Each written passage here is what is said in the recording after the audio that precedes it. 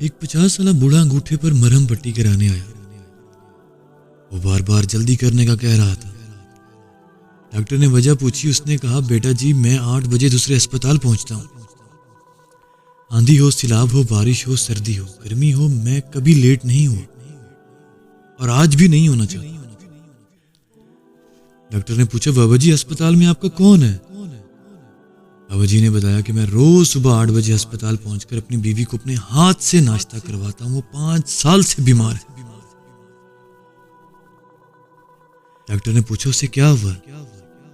बाबा जी बोले, उसकी याददाश्त खो गई है, वो सब कुछ भूल गई है।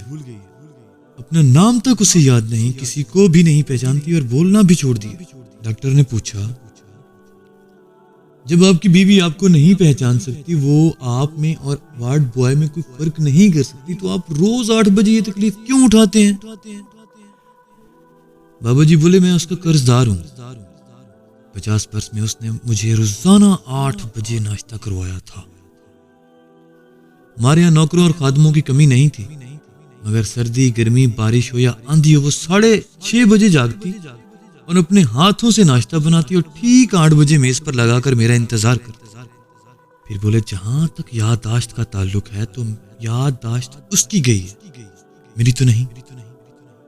मैं तो उसे पहचानता हूँ, वो आखिरी सांस तक मेरी बीवी है। मोहब्बत का ताल्लुक याददाश्त से नहीं होता, ना जिस्म से, ना दिमाग से होता।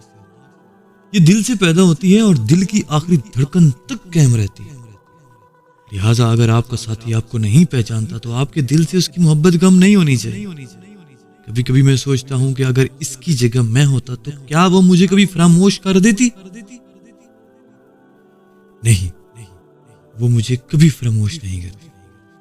वो ठीक 8 बजे नाश्ते की ट्रे लेकर रोजाना मेरे सराहने खड़े हो जाती।